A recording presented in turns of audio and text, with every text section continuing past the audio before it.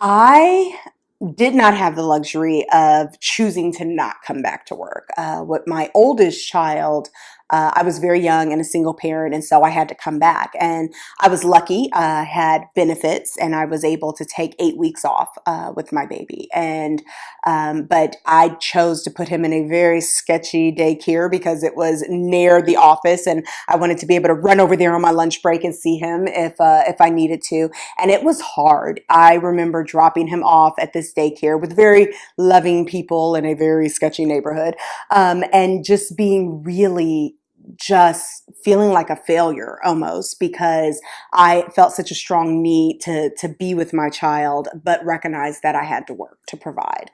With my second child, I was older and further along in my career and still didn't have the luxury of not being able to work, but I had a little bit more time.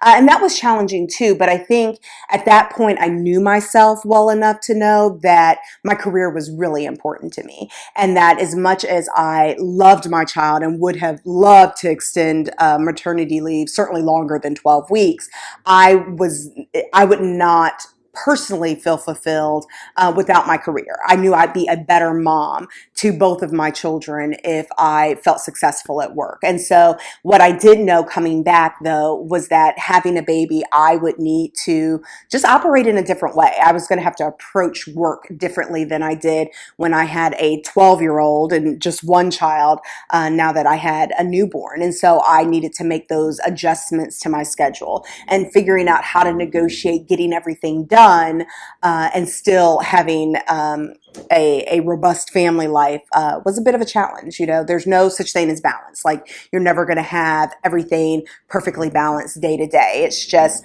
what's important today. And sometimes what's important today is work, and sometimes what's important today is home. And you've just got to continuously make those judgment calls.